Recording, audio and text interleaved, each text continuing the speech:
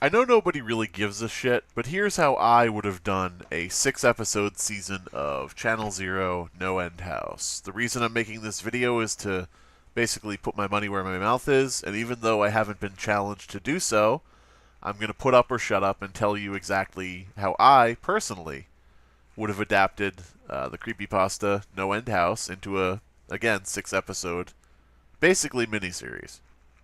So, first of all, I think that the main failing of the second season of Channel Zero No End House is that they took the spotlight off of the house, essentially. It's the first episode, the house gets to shine. The next 5 episodes, the house is basically a footnote. Even when they go back through it, it's not really that interesting. You can argue, well, the whole world that they're inside is the No End House, but, no. That's not what I'm talking about. Basically, how I would have done it is as such. First episode of the season, episode 1 of No End House. Very basic introduction of the characters. We don't need the lines where it's like, JD, we've known you since you were a child. We don't need to know their history in the first episode. We just know that we've got a group of friends, and we've got a new guy that they don't know. We're going to have 4 characters. We're going to get rid of the extraneous characters that didn't matter. We're going to get rid of Knifey McStubble. We're going to get rid of his wife. We're going to get rid of the characters that had basically no effect on anything, and were just filler put in to make the show run longer. So yeah, we've got 4 characters. We've got Margot, the main character. We've got Jules, her best friend. We've got JD, which is the dude that looks like Max Landis. I don't know how else to describe him. And we've got Seth, who's the new boy that they have never met before. Here's what happens. First episode, Margot is at home. Her friend Jules comes over, finds out that the mother is gone for the weekend. Instead of going to a bar, which is a needless scene transition that makes absolutely no sense and is basically irrelevant, Jules decides to let Margot know, oh, by the way, you need to get your party on, or you need to do whatever phraseology we're going to use for this character. You need to get out there. You need to meet people. So what I've taken the liberty of doing is telling everybody that there's going to be a party at your house in your backyard tonight. Margot is like, oh my god, what the fuck? I'm a nerdy shut-in. I don't want to do this. You're such a bitch, Jules. I hate you. But also, I don't really hate you that much because we're best friends and, you're just trying to look out for me. Party in the backyard of Margot's house. Alright, you got it? No going to the bar. None of that bullshit. Everybody shows up at the party. Not a crazy amount of people. 15, 20 people in the backyard around the pool, talking, drinking, music playing, such and such, so on, blah, blah, blah. Margot, of course, meets Seth, the new guy. The guy who's sort of like, hey, I'm a new guy, and I have a penis. And she's like, wow, I'm interested in that. That's relevant to my interests. And they, sort of hit it off. They talk a little bit. Maybe they're both a little awkward, both a little nerdy, whatever. Essentially, we've gotten rid of a ton of extraneous stuff that we didn't need at this point. That is when the commercial comes on the television for the No End House. Now, instead of being a video like The Ring, where you see the house, and then you see a portal, and then you see pictures, and then you see the house, and you see this flashing imagery that's all this artistic, artsy-fartsy stuff ripped off from other movies, the video that comes on, the commercial that comes on, has a Tracy Morgan, or even maybe a Dave Chappelle type character, doing like one of his characters where he's like, hey everybody, that type of thing, comes on the screen like a David S. Pumpkins type guy, because we're going to bring it back. We're going to circle back on David S. Pumpkins here. Just a dude who's dressed for Halloween. And, he's got some kind of crazy outfit on. He's like a less threatening Captain Spaulding from House of a Thousand Corpses. Somebody who's Halloween themed, but in a way that makes you think, hey, this guy's kind of fun. Comes on the TV and he's like, hey everyone, come on down to the No End House. You can go in and get $50 prize if you make it through all 6 rooms, and nobody ever does because it's so ooky spooky scary. Just somebody who's a little less threatening than maybe a Captain Spaulding, but a little more disturbing than a Tracy Morgan. Somebody who just is like very bad in delivering the lines, and you kind of think, oh, this is some local guy, some local event thrown by local people, and it doesn't really, it's not really that, threatening or offensive.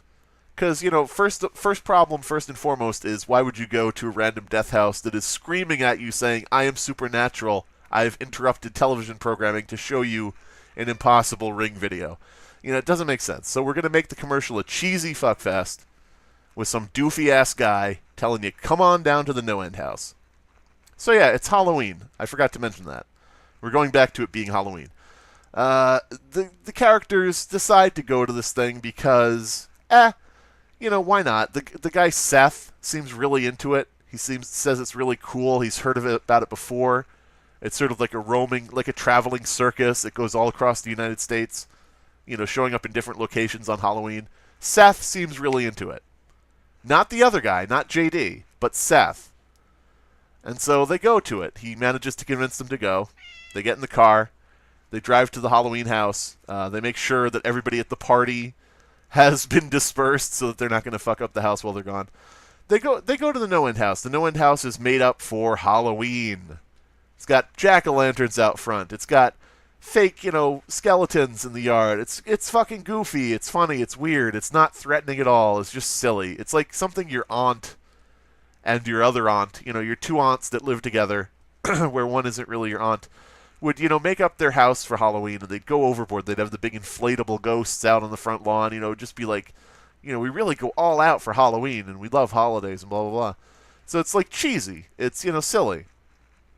They're like, oh, fuck, this is some goofy-ass shit. Go in the first room, not really that interesting. It's got all, like in the story, like in the original story, it's, like, decorated with cheap stuff from Walmart for Halloween. Plastic skulls, a spinning bat hanging from the ceiling.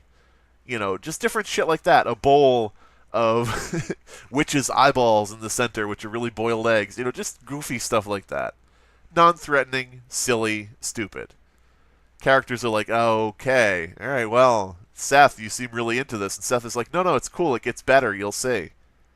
A little bit of a foreshadowing there. The next room, the very next room, room 2, is where they separate everybody. Everyone goes into separate rooms at room 2. All right? End of the first episode there. Now, during the first episode, you can, of course, weave in certain supernatural things. You can weave in, cutting to different scenes of past people who have gone through the house. You can do whatever you want to raise the spook factor a little bit without, making the main characters directly involved in the scary moments. You can get the audience worrying. You can get the audience concerned.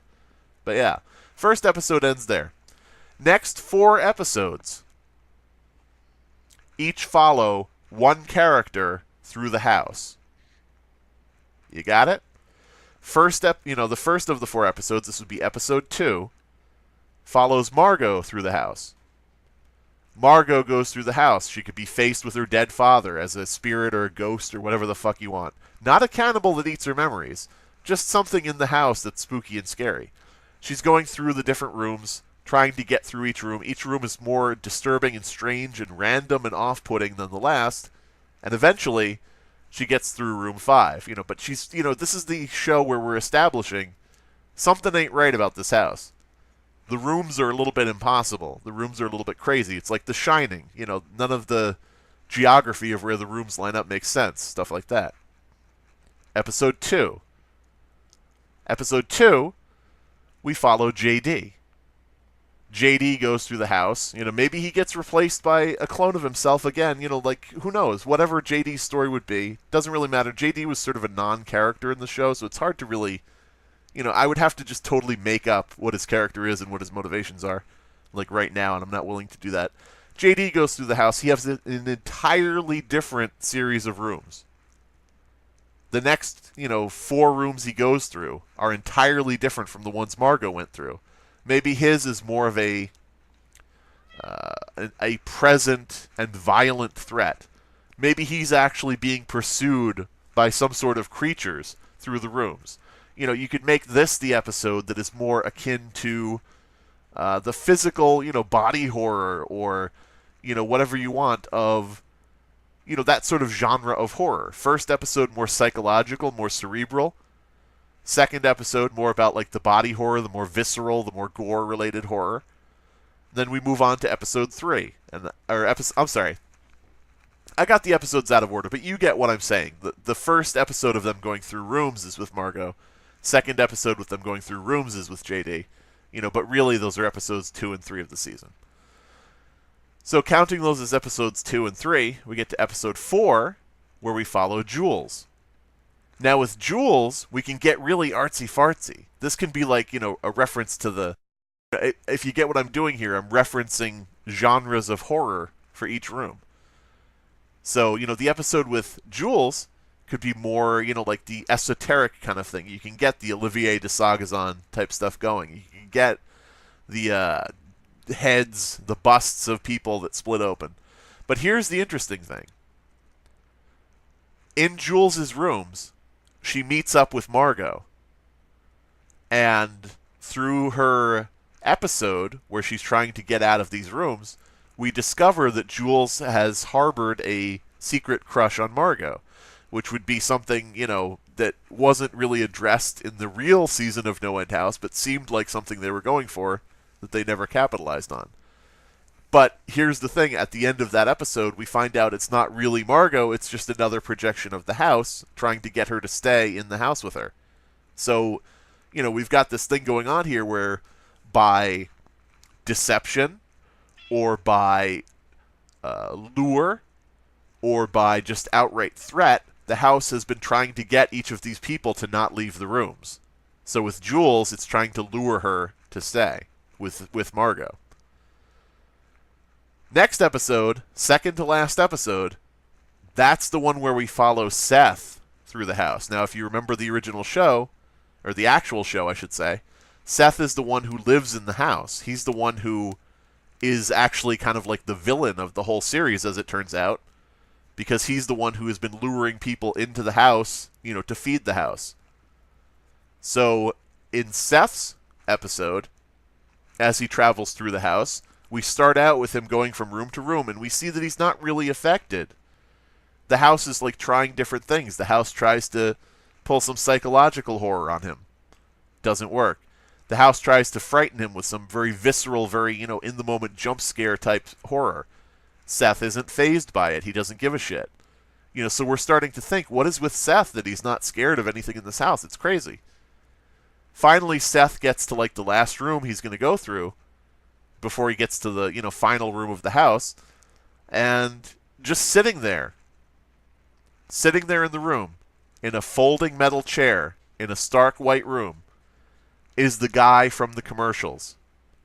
The Tracy Morgan, the Dave Chappelle, David S. Pumpkins hybrid guy. Captain Spaulding, but, with a better television personality. He's just sitting there. Seth walks into the room. The guy sitting in the chair says, "Hey, Seth." He's like, "Hey." He's like, "So how many times do you think you're going to be able to come through this house before I get you?" Seth is like, "Yeah, that's not going to happen." It's like, "Well, it'll happen eventually. At some point, I'll find out what scares you." Seth is like, "Nope, you're never going to figure it out." And so we find out, oh shit, Seth has been through this house before. Not only that, but the house recognizes him. The house knows him. They have sort of this history. Seth has been coming through the house over and over again and feeding it, certain people. And, we can go into the thing about him being able to go and visit the people who have been fed to the house or, whatever. So he, we can go back to that thing of him keeping, cute girls there so he can just, anytime he wants, he can go and find them in a closet or something. That actually would be legit. That sounds funny, but that actually would legit be an interesting scene. Imagine a scene where Margot, in her episode, is running down a hallway full of closet doors, and on the other side of the doors are just banging, and she's like freaking out running down the hallway as you hear bang, bang, bang on all the doors. In Seth's episode, he goes through the same hallway. There's banging on the doors, but he just opens them, and inside you see a girl. And she says, "Seth, oh my God, thank God, how long has it been that I've been trapped here? Have you found the way out yet? Are you going to help me?" And Seth is like, "Just wait here a little bit longer, babe. I'll come back and see you in a bit." Just that horror of Seth keeping these girls locked in this house. Not losing their memory, but being fully conscious and aware of what's going on and being trapped. I think that's a lot more horrific, don't you? Maybe I'm tooting my own horn, but yeah. So you establish the hallway in Margot's episode, and then in Seth's episode, it has a payoff of showing why that hallway exists and what was behind the doors. But yeah, Seth eventually, finishes his talk with the David S. Pumpkins guy, Captain Spaulding dude, and, leaves the room. That's the end of that episode. Episode 6, everybody groups back together. All 4 characters meet in the final room of No End House. And guess what? That final room is a lot like their neighborhood. It's a lot like the place they came from. The 6th room is indeed a mimicry of the outside world. A fake Matrix-style, version of the outside world. Now, in order to cram this into one episode, because this is the final episode, the finale, we're not going to be doing this big overarching thing about what is the house, what does it want, what are these buildings, why is it emulating the outside world, how is it doing it, blah, blah, blah. Instead, the characters will just be relieved that they're out. They'll notice some things are weird, and then they'll immediately realize they're not in the real world and still need to find the exit. This is the point where Seth starts hindering them from finding the exit. Seth is trying to keep them in the house. He's trying to secretly stop them. And maybe to the point where he's confronted by JD and kills him. JD takes Seth aside privately and says, "Look, dude, I understand what you're doing. You're trying to keep us in the house. Why are you doing this?" Seth kind of is just like, "Ha, you're a smart one," and, stabs him to death. That's it. And you're like, oh, fuck. Damn.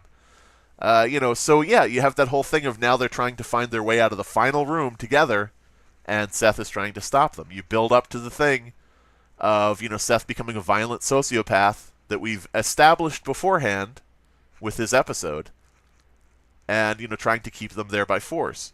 Then you can, end it however you want. You could end it with, Margot fighting off Seth and killing him. You could end it with Seth beating the shit out of Margot, and Jules comes up and says, "That's my girl," and, kills Seth.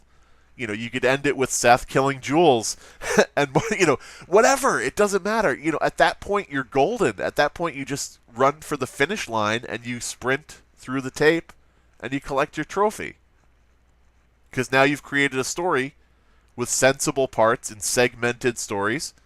You've created your Black Mirror-style episodic format where each episode is basically a different show, and it all comes together in one overarching plot. So really, it doesn't actually matter what you do in the end. I mean, personally, I would like an ambiguous ending. I'd like, Margot is, fighting off Seth. She's holding her own. She's fighting him off pretty well. But, Seth, being a big dude, or, bigger than her at least, is getting a bit of the upper hand. And then Jules comes back and, kills him.